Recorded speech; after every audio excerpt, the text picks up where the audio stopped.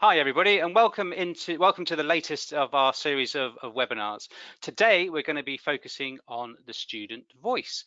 You're reading lots of stuff in the press around actually what's happening to graduates who are leaving university, what's their view on the job market, and also what about students who are returning to campus or looking to return to campus? What are they thinking about the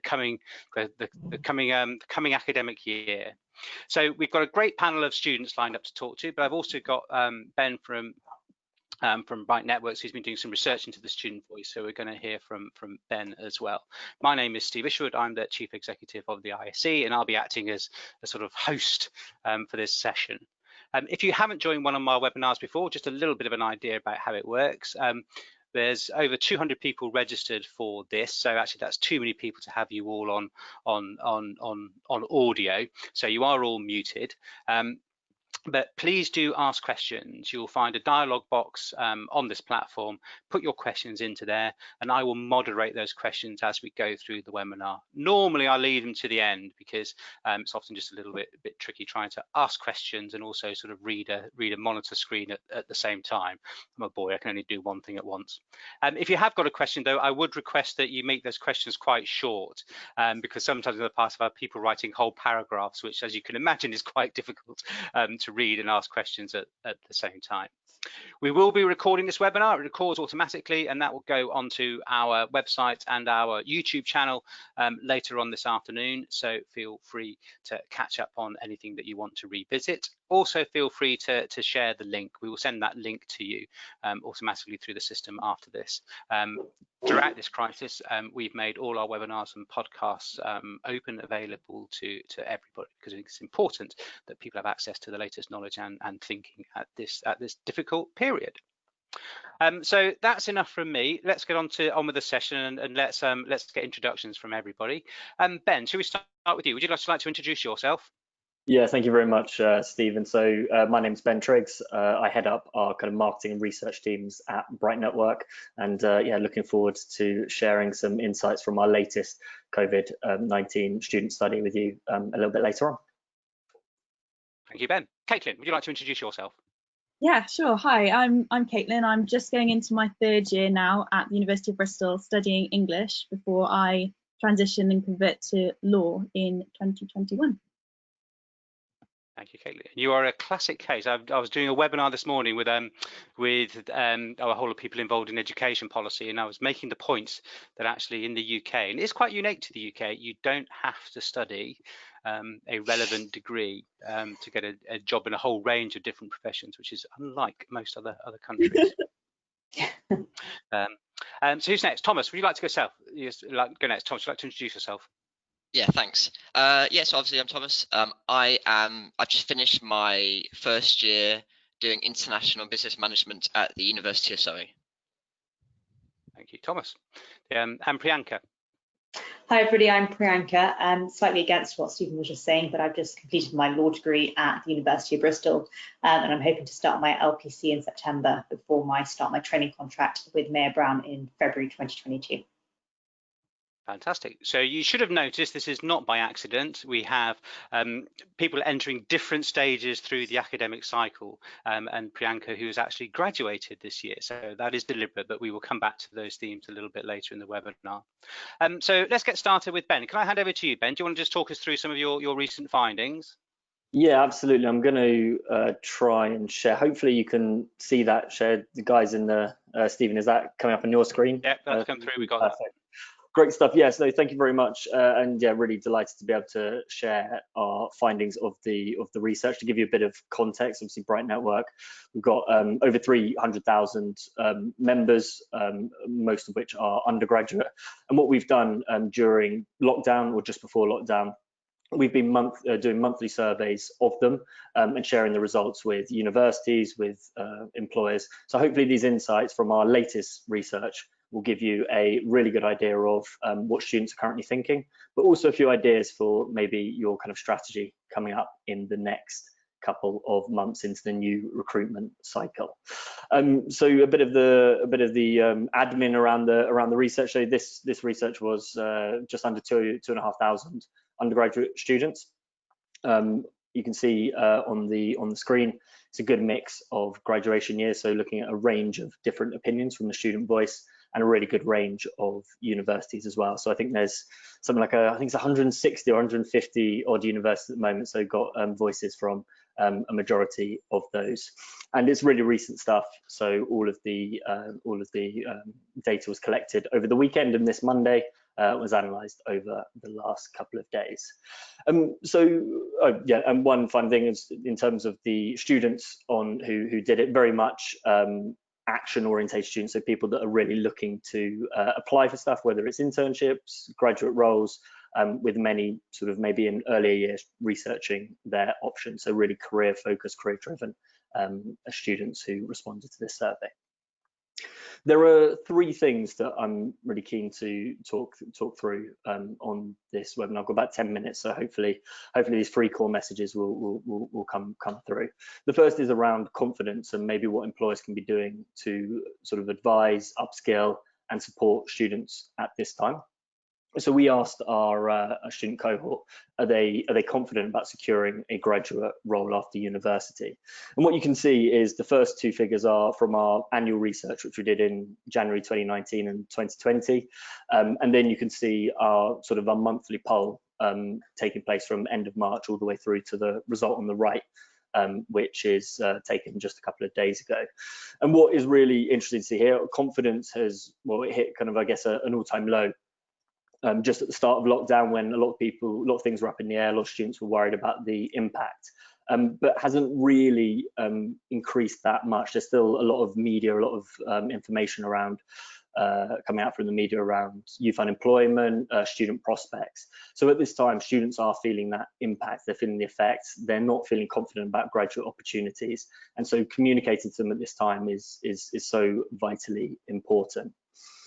We asked them whether they felt they were getting maybe enough information from employers. I know a lot of employers especially worry about maybe over hitting sort of students with different messages, emails and stuff like that. Whereas at the moment, I think over communication is really the good strategy. 4 in 5 really want to hear more from employers. They want to know what's going on with graduate opportunities. I also think it's reassuring. There's a lot in the media that suggests that lots of opportunities or no opportunities are going to be out there for people. Whereas I know for a fact that we talk with a lot of graduate employers that opportunities will be coming up maybe in the next recruitment cycle, which they will be able to apply to, will be able to get involved in different events, different upskilling opportunities and insight days and things like that. We get asked a lot about, it's all very well communicating to students, but what should we be saying? So we asked the students. So what you can see on this graph in orange is the results of what students would like to hear from employers, what career advice they're looking for most at the moment. So you can see actually the comparison between different times. So as they go down in sort of lighter shades of blue, is how back in time, with the orange results being the most recent. So what we've seen is that at the start of the crisis, a lot of students want to hear whether firms were hiring. Whereas at the moment, maybe the dust has settled a little bit, they're finding a bit more information about that. But the really key thing is how they can upskill at the moment. They know that maybe the opportunities might not be as apparent, especially for kind of formal experience. They're still really proactive and still want to be really proactive.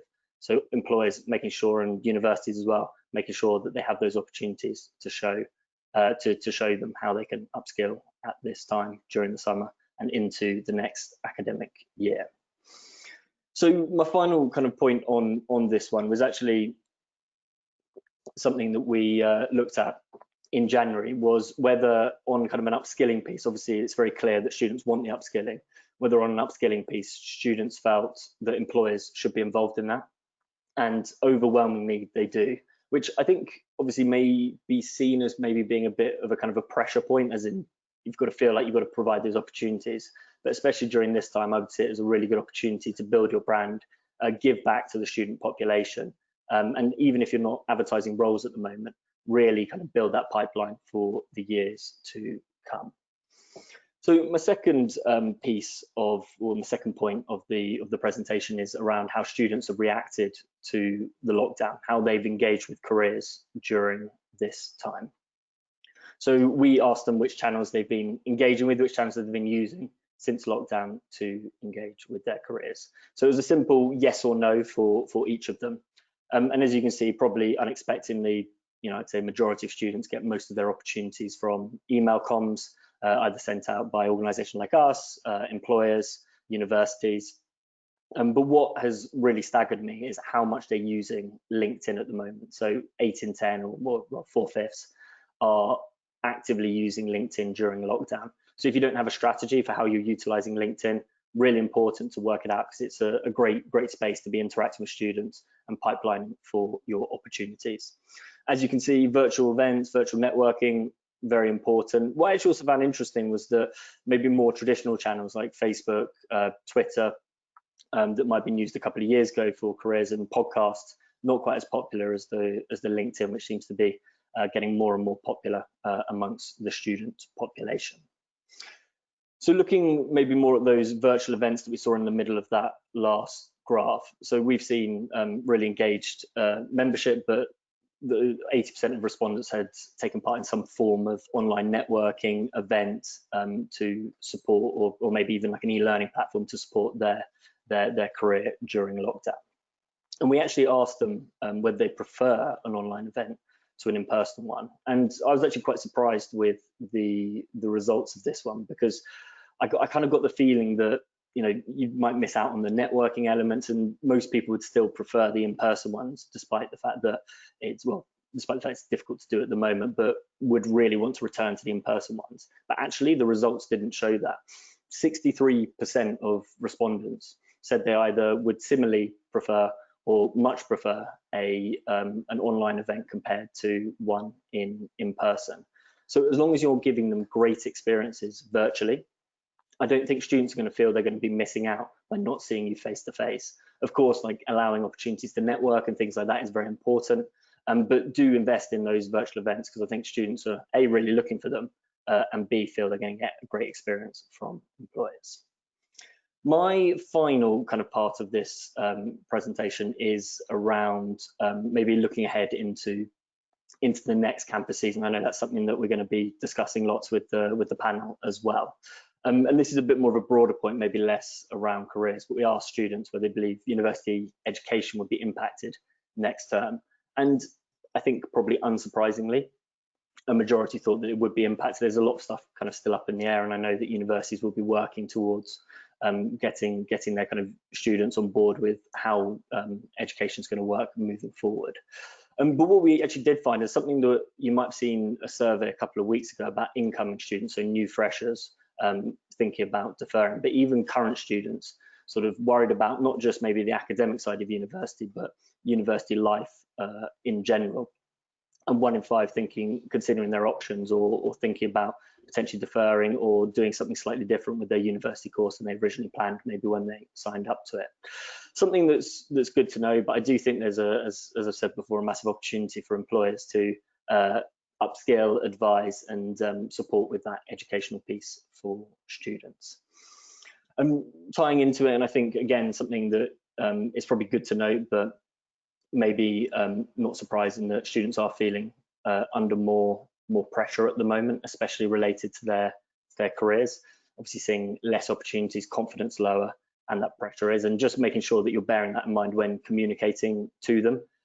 Obviously it's quite a delicate situation. A lot of people have had potentially opportunities, events, internships cancelled. So making sure that you're maybe tailoring your wording to be a bit of a softer approach when reaching out to students in your process, or are potentially going to apply for your opportunities. And that tying in, really, I think probably unsurprisingly, but really good to see, and actually something which maybe has been kind of a good part of lockdown, that maybe students have been able to reassess what they're doing with their careers. And a lot of them, as we've seen on Bright Network with Internship Experience UK, and a lot of the other opportunities, have really started investing heavily into their careers, which is great to see, with lots potentially going to spend more time on applications when it comes to the new recruitment cycle. But as I say, I think with that confidence piece and the worry piece, making sure that when students are in that application process with you, making sure that you're taking care and making sure you're getting back to people quickly, giving them a fantastic experience, because I think they know that potentially opportunities will drop over the year, If you're giving a great experience, it's going to be great for your brand. My final point, and I'm not really sure whether this has any relevance, but I found it quite interesting. It's something that we asked at the end of the survey, is how they felt about the graduate jobs market as a whole being impacted. So we can see that about 82% of students think that the graduate jobs prospect or graduate job prospects won't return to normal from between 1 to 3 years. So I think a lot of people in their minds are thinking the next 6 to 12 months might be quite difficult.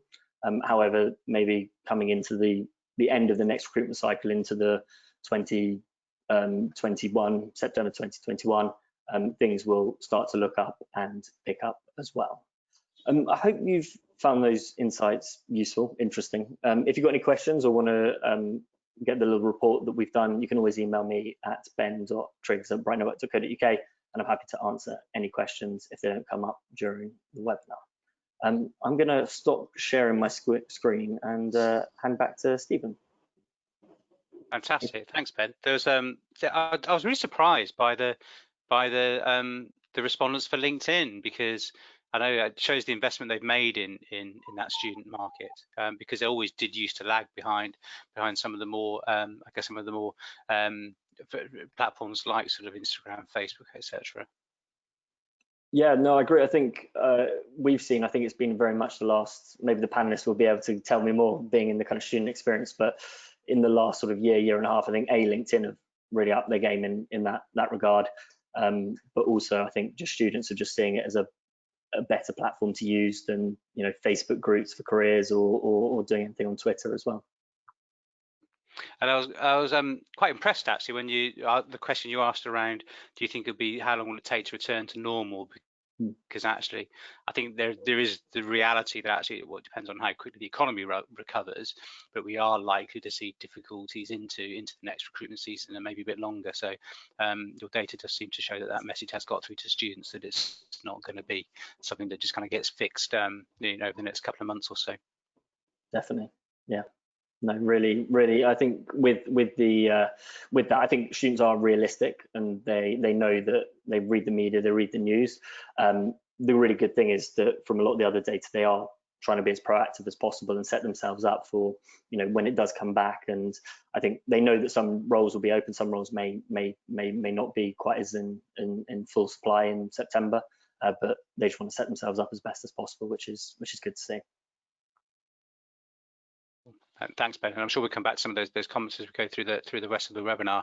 A reminder, please, to the audience, if you've got any questions, put them through. Just put them onto the system, then I will feed them in at the appropriate time.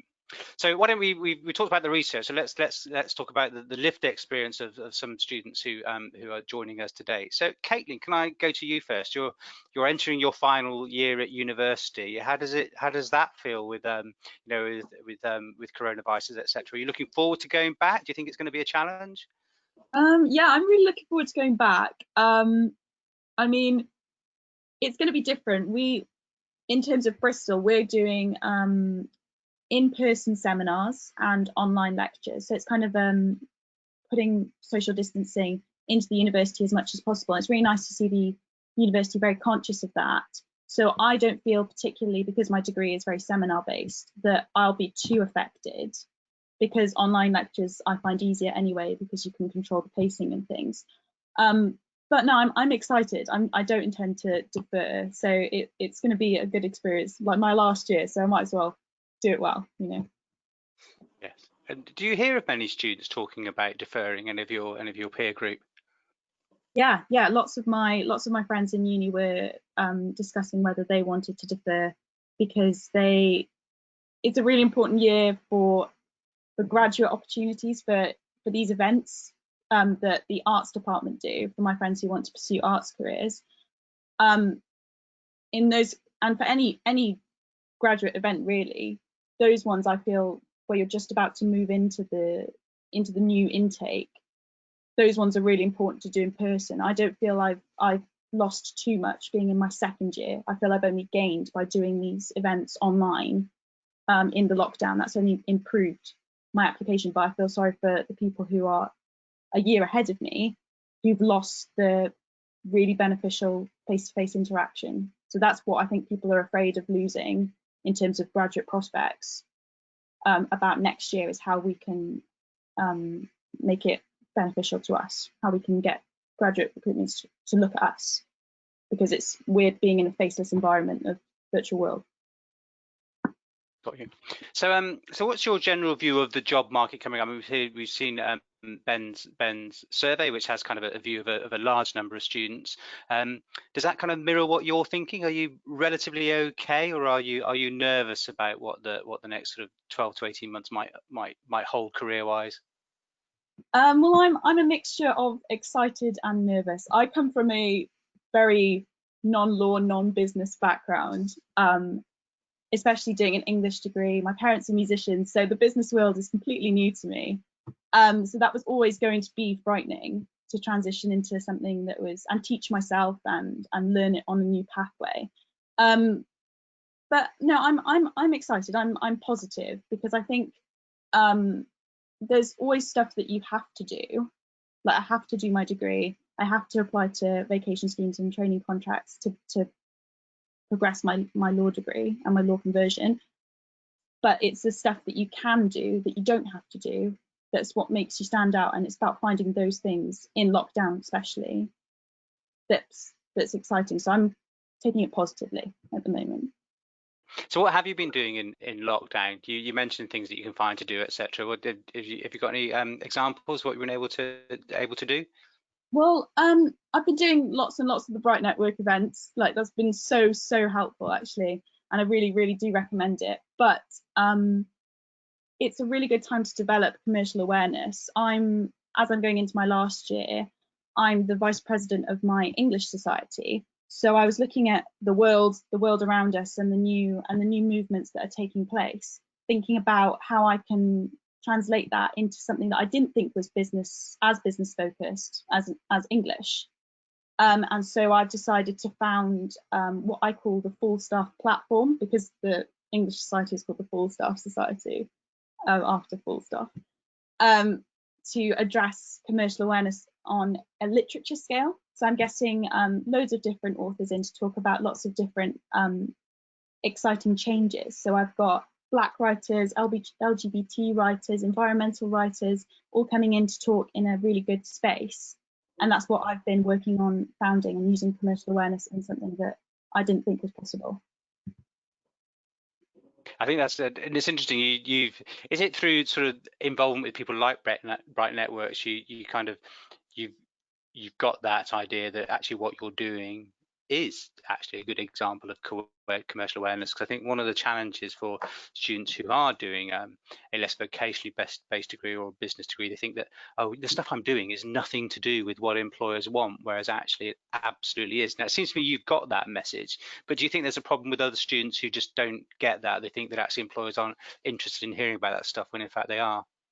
Well, I think actually lockdown's been really helpful for putting that definition, making that definition more accessible, because there's been lots of webinars and podcasts and things like that that specifically address commercial awareness as a thing, which before lockdown I didn't know existed, and I could have very well gone through my conversion without paying too much attention to it. So I think having part of the world muted in a way, and just having the news, you read the news every day and you think about, and having somebody explain that topic to you, it's actually been very beneficial. And I think hopefully students will understand it a lot more now that lockdown has proved it to be a really important thing. What are you expecting of employers on campus in the autumn? Are you expecting them to still come and visit you on campus? Are you expecting everything to be virtual, a bit of a hybrid? Have you got any idea of what that might look like, or what you would want to see? I'm not sure, because I only decided to convert to law halfway through, basically when coronavirus hit. I've never seen any graduate events or employer events at my university. I'd kind of hope that virtual events have proven to work in some way. So maybe it'd be quite nice to see a hybrid of both in-person events and online events. I don't think that their value is ever going to go away now. And at least now that we can record them and people can see what employers are looking for, but I always value face-to-face interaction. There's something about building a relationship with a person face-to-face. Virtual networking is the hardest thing to do in the world. That's made it really difficult. But yeah, I hope that employers will come to the university at some point when it's safe to do so. Yeah, networking can be a challenge at the best of times, but yes, doing it virtually is trickier. It's interesting. I'm keeping it. You see me looking at the slides. I'm keeping an eye on my monitor that's got the questions coming through, and quite a few of them already are talking about actually that. Is it virtual on campus? What will people like yourselves expect, etc., etc. I've got one question here that's asking what the best route is to reach out to you if they aren't able to come onto campus, because I think one of the challenges that we found talking to employers is even if lockdown eases, actually lots of organisations will take a pretty cautious approach with what they do with their people from an internal risk assessment view. It's interesting, a few employers actually were in a sense sort of shutting down, reducing travel, reducing meeting size before it became official from the government. So have you got anything you'd say to employers about the best way to reach you if they are having to operate in that constrained environment? Well, I think certainly listing virtual events on platforms like Bright Network is a really good way to reach such a wide range of students, because I don't know about the other two panelists, but I find myself every week tracking through individual law firms' websites to see if they've put anything new up. But by putting, even if you have to do something virtual, putting it onto a site that everybody will see, or having an email list or something like that will draw in a lot of students. I mean, there may even be ways to do some sort of virtual / in-person event where students like myself can come together socially distanced, but see virtual things that employers are doing, perhaps, to sort of build the network among students by learning about employers. Great. Okay, thanks very much. I might come back to you a bit later with some other questions, but let's hear from somebody else. So Thomas, just give us a little bit of background. So you're about to go into your second year. What was it like being on campus when the lockdown happened? Because I'm assuming you were in the middle of your first year, having a great first year like everybody does, and right in the thick of getting used to student life. So what was it like? I think it set on really quickly. It went from being something that we were all aware of to, I think there was a case happening nearby that suddenly triggered everyone to be very aware of it, and suddenly, almost overnight, the university life stopped. People started going home. International students are getting very worried about whether they're going to be able to get home or they're going to be stuck in the UK. Yeah, so it very quickly things escalated from normality to abnormality. People wanting to go home and be safe, because a lot of people were scared that with the university environment, people being really close together in the libraries and in halls, that they might take it home with them. So I think very, very quickly after there was a initial shock to the system, university life stopped as it had been. So what have you been doing since? I'm assuming that your lectures have switched to virtual lectures. Have you still had exams to do? What's life been like since lockdown started? So yeah, like everything's been moved online. Fortunately for me, doing business, there wasn't much in-person lectures or workshops or seminars which couldn't be transitioned to be online. Those doing sciences, I know, struggled a bit more, not being able to do labs. But fortunately for me, it was okay. With exams, essays were fine. Essays continued as normal, and there was still any exams that were going to be oriented around what were going to be structured as a multiple choice question exam were able to go ahead as planned. However, the ones that were it was the classic 2 to 3 hour exams which were completely scrapped, and instead I think they were not scrapped, but they were adjusted to they became essay questions, and we were given 24 hours to do them. So they all happened, they all went ahead. However, the structure of them changed, and in addition, there was at my university, I don't know if it was the same with others, there was a safety net policy, meaning you couldn't do worse in your second semester than you did in your first. So I think that impacted university for a lot of people. It was the right decision because a lot of people at home weren't going to be able to do as well as they were if they'd been at uni. But for a lot of people who it would have had an impact on their ability to work and their attitude towards working, I think. So Caitlin mentioned that she quite liked virtual lectures, actually being able to catch up with them, doing their own pace. Would you agree with that? Or do you really miss the face-to-face interaction? I think it's personal, but yeah, so personally for me, I prefer the routine of going to a lecture, going to a seminar, being able to interact on a more personal level with, especially in seminars with a teacher or a lecturer. And I think part of there was the sense of working together as students, as colleagues, was lost in an online setting. So that yeah, there were definitely benefits. Things like lectures were pre-recorded, so we could do them on our own timescale. However, I personally felt it was harder overall, or less beneficial overall, than in-person lectures.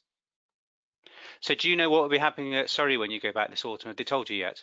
As far as I'm aware, it's almost identical to what Caitlin said. So lectures are going to be online, seminars going to be in person, and I'm sure there will be more individual differences, but as a whole, those are the primary ones that are going to be affecting the learning at the university.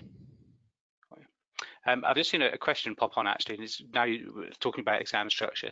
I wonder if from I don't know, from your point of view, maybe from your friends on campus that you're still in touch with, are you worried about your exams and how they're graded, and will they be seen differently by employers, or are you pretty comfortable with because you're right about the safety nets. I think most universities that we know of have adopted the same approach. Are you okay with that, or is it a cause of concern? I think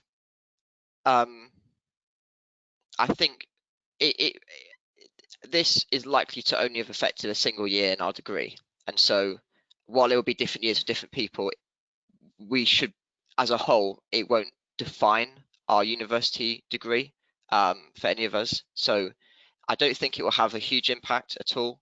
And I think as well as a degree, I think it may be more, what will be more telling will be the things that we did during COVID as well as our studies, rather than our studies specifically. So what have you been doing this summer? So obviously you must have had some plans. I don't know whether it was internships, whether it was just to take the summer off. What were your plans and how have they changed? Well, initially I was looking for a summer job, which has been something that I've done for the last 4 years. However, directly as a result of COVID, that fell through. And so instead I've been doing kept myself busy in alternate ways. So someone who I worked for before, I've been volunteering for them as a small. Was that delivering ice cream? Yeah. For a local business, was it? Yeah. Yeah. So a company that I'd worked for in the previous summer, a relatively small business, who were being financially impacted by COVID. It felt like something I could apply my time to effectively, and actually having the opportunity to go around delivering ice cream to people, it was something that seemed to lighten everyone's day. So yeah, it was a really great opportunity for me to feel like I was doing something, having an impact during lockdown, not only for the business but for people in my village. And I mean, I felt great. Cool. That's a very good thing to do. I think you're right,Az. I think it's something we try to impress on the messages we get out there. So, to the student cohort is to do something. It is having that story to tell. It is difficult out there, but looking for those examples, I really will stand you in good stead for the future. So what's your plans for campus? So because you're going to be having some face-to-face stuff, are you itching to get back down to Surrey and restart your life down there? Yeah, I think having lost the tail end of my first year has impacted me and my friends. So we're all desperate to get back together as soon as possible.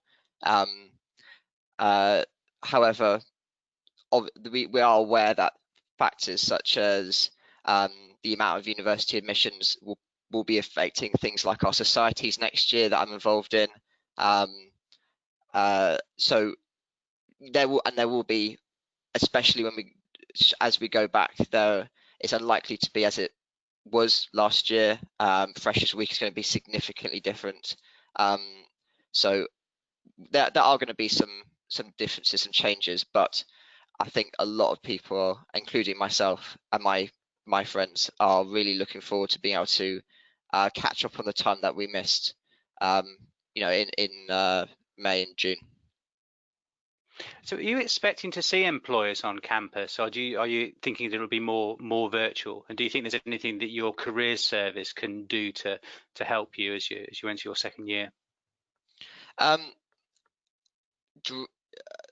As we go into next year, I think there'll be an emphasis on virtual, but as we return to normality, I'm sure there'll be a more even split of both virtual and in-person events, careers fairs. I think the part of the university culture is the events happening on campus, and so I think it will be unlikely that things like the university fair or careers fairs will not happen, but they may. It would be great if there was, in addition to those, more virtual opportunities, especially as obviously there's limited space at a career fair.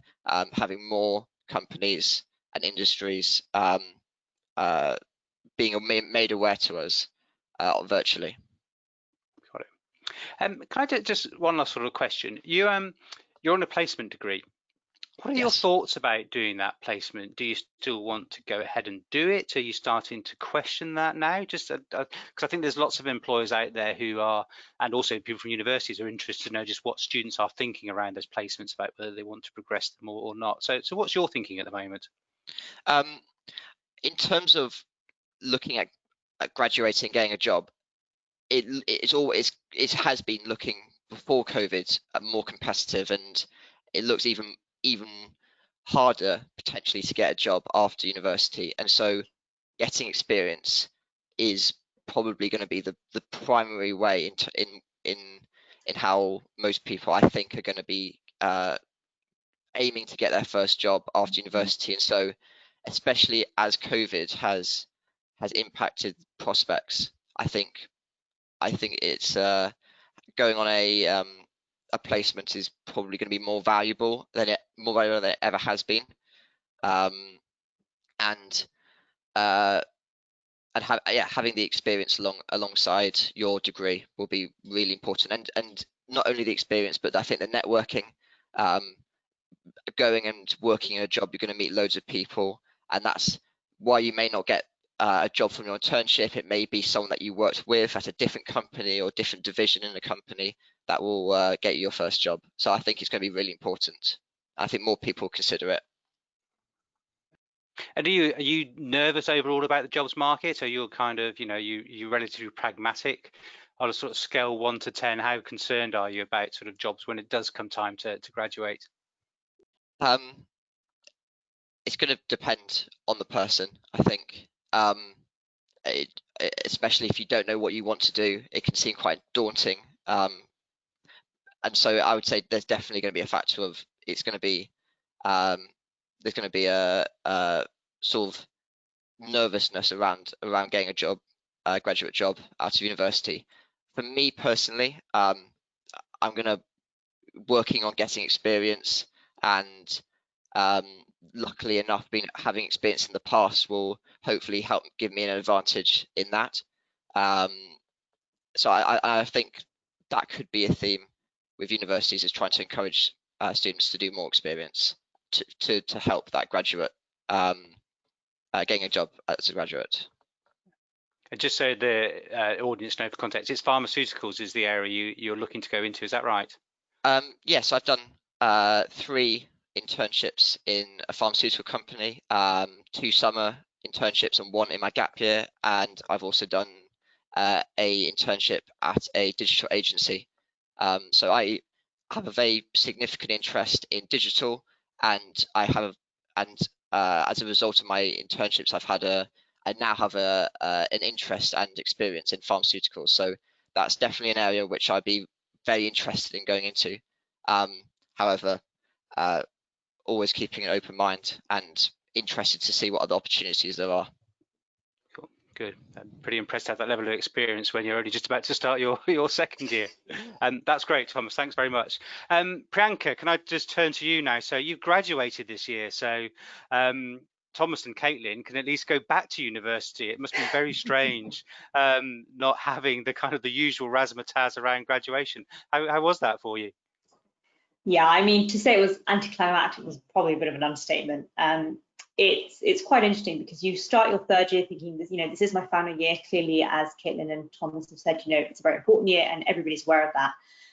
But you look forward towards the end, sort of when you finish your exams, knowing you're going to finish them in your university city. So I was looking forward to being in Bristol, celebrating at the end of that exam with your friends, and then really looking forward to enjoying the city before, everybody sort of leaves and moves on.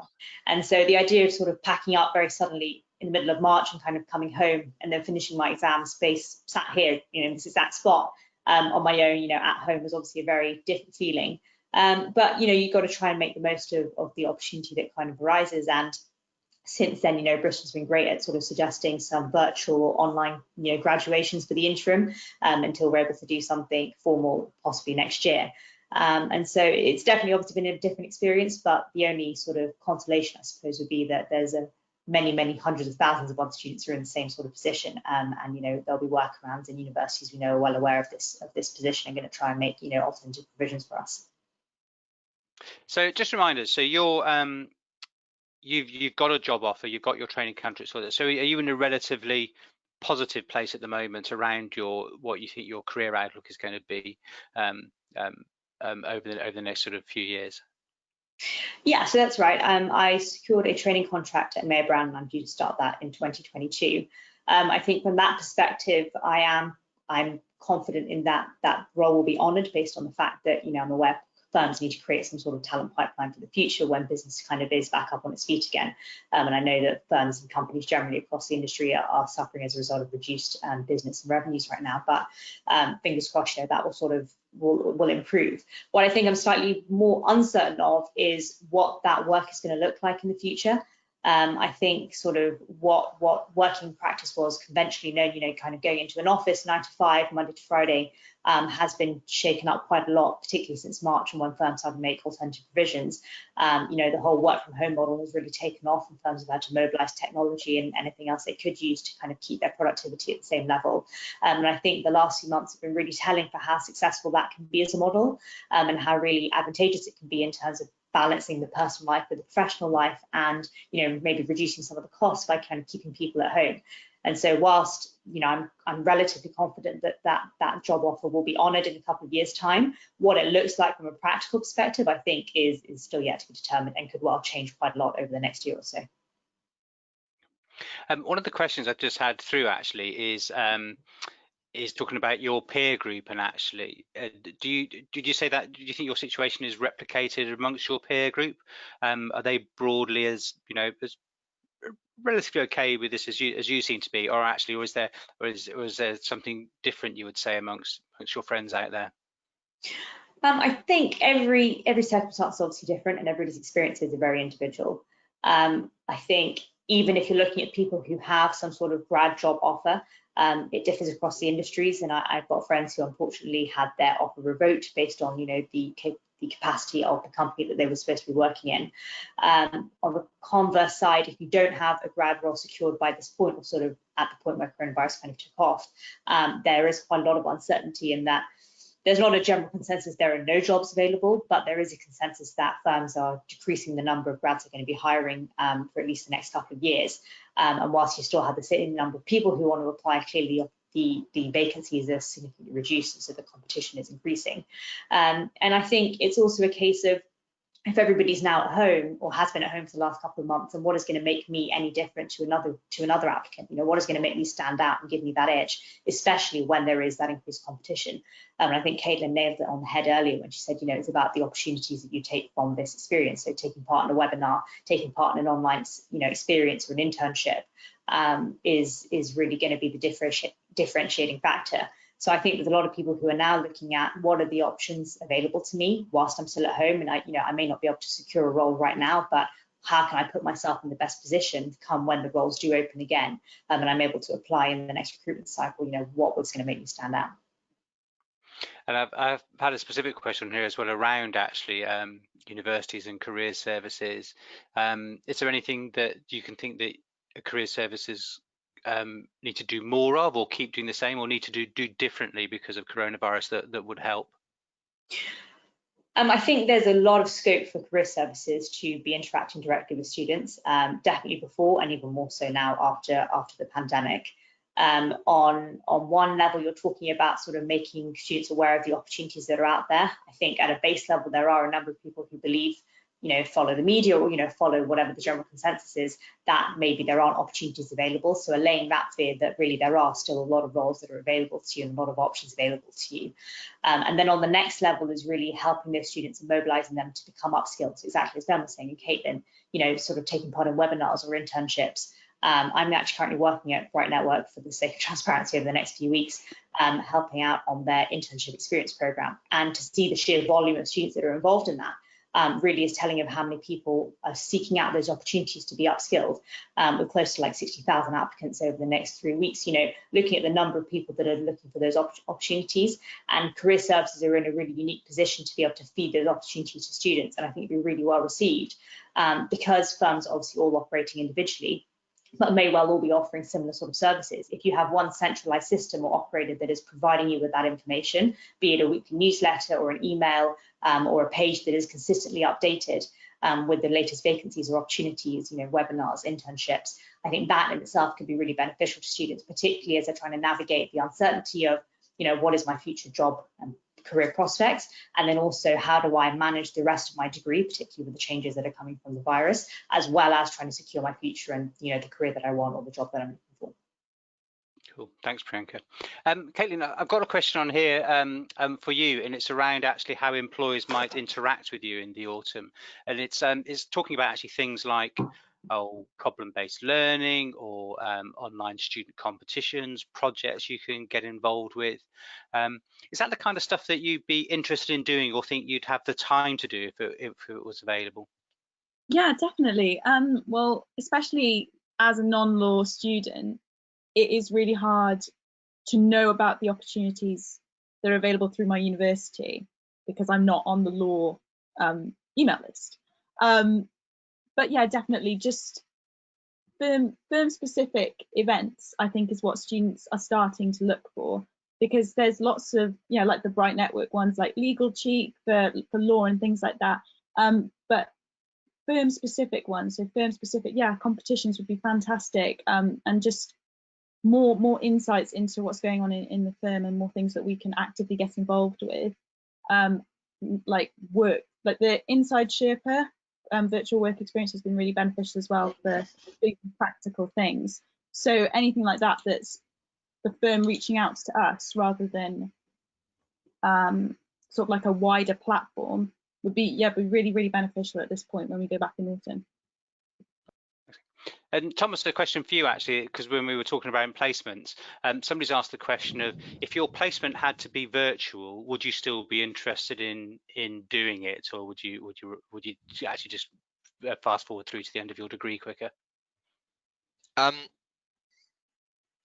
would definitely do it. I think at the rate at which COVID is affecting the industries and the economy, it looks like a lot more jobs are going to be virtual. So having experience working virtually will be it could even be better than if it was in person potentially.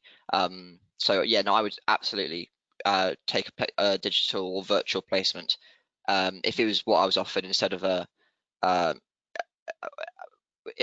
not taking it at all. And Priyanka, that we're talking about actually the future of work, and you talked about actually how the work you might do might be different. I'm interested in how much of actually your interest in a career in the law is part of that actually wanting to be, you know, in a law firm, in I guess in a city centre, and being in an office with other people following the same profession. I mean, have you got any concerns about actually that might not quite be the reality in the future, not just because of coronavirus, but you do see talk in the press around businesses might well scale back the size of their offices. There might be more virtual working. Is that something that you think about at all? Yeah, I think it's a very valid and real concern, particularly again, if you look at the last couple of months, you know, the way that things have changed and how law firms are practically empty because everybody's sitting at home and, you know, working from home now. Or have been for the last few months. I think on a personal level, again, my motivations to kind of get into commercial law and to work in that sort of setting were driven more by the type of work that you'd be doing and, you know, the interaction between law firms and clients and sort of merging the legal aspects with the business considerations. And I think the core of what commercial law is likely to stay relatively consistent. I think the way that you do work, whether it's more automated and technology driven, whether the types of clients that you have, that's all quite likely to change. I'm not so concerned necessarily about whether, you know, the format of my work and whether it's that I commute into London or whether I stay at home, you know, wherever I'm based is, if that's going to change, then I think so be it. And, you know, maybe it will be a refreshing change for the industry and maybe it will bring across, you know, some new opportunities as a result of stripping back those operations. And if anything, I think at the stage I'm at right now, having not entered the profession yet and still sort of waiting to see if my expectations are realized, I'm trying to go in there with more of an open mind and sort of the excitement of, you know, whatever awaits me is going to await me, and then I'll try and embrace it as best I can. And hopefully I'll be able to ride the wave with whatever changes are going to come with the industry, you know, whatever that is in the next few years. Thanks, Priyanka. Ben, can I just sort of come back to you? Talking to Thomas, Caitlin, and Priyanka, you know, they're great students and they've got great experiences actually. And through these conversations, you know, they're the kind of students I think, yeah, actually, you should come out of this okay. You seem well on track with what you're doing. You're being very proactive. Do you think that's relatively typical of the students that you're surveying, or is there a group of students you're maybe worried about that haven't got quite either the same attitude or the same opportunities that these guys have? Yeah, so I think there's definitely been a shift. I think of Bright Network, obviously, you know, our members tend to be very engaged and very good at getting involved in stuff, but obviously massively on a spectrum. I think the last 3 months have, A, people have had a bit more time maybe, and B, they've been a little bit more worried about stuff. So people have got involved in a lot more opportunities. I still think that students, I think the realization for students that they can, you know, any experience they've got, what they're doing at university can be used and support them through to careers is something that's very important to get out to them, that people that may have not been quite as proactive. But yeah, I think, of course, all the students here and all three of you are fantastically set up, and in a brilliant space is going to be people less well set up, and we do fully understand that. And I think opportunities like Priyanka was talking about with Internship Experience UK hopefully will help. And I think more that maybe firms can be doing career services to offer opportunities across the student platform would be very important this time, because I think a lot of people will start feeling lost and a little bit disheartened if they're not quite at the level where some of their peers might be as well. Fantastic, that's great. Okay, we'll end it there. We're almost on the hour, so that's been really insightful. Priyanka, Caitlin, Thomas, and Ben, thank you very much for your insights.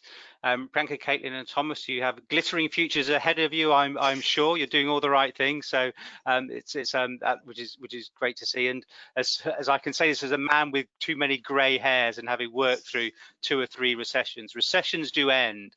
Things do get back to normal, and we do get to more positive, buoyant times, often quicker than sometimes we think they will do. So I think that's a very important message that we do get out there. And as you said at the start, it is a difficult market.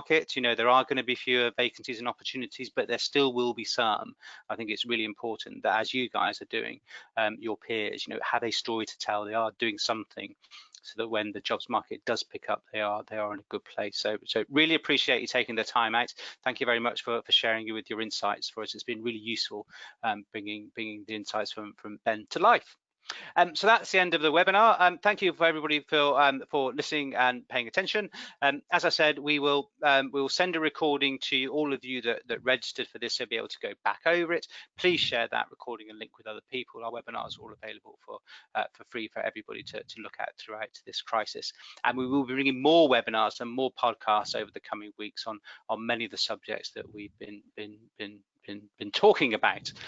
For those of you that are watching this on recording, I don't know what will be the weather we like when you watch it, but today it is over 30 degrees. So Thomas talking about ice cream has made me want to go get a very cool drink of water right now.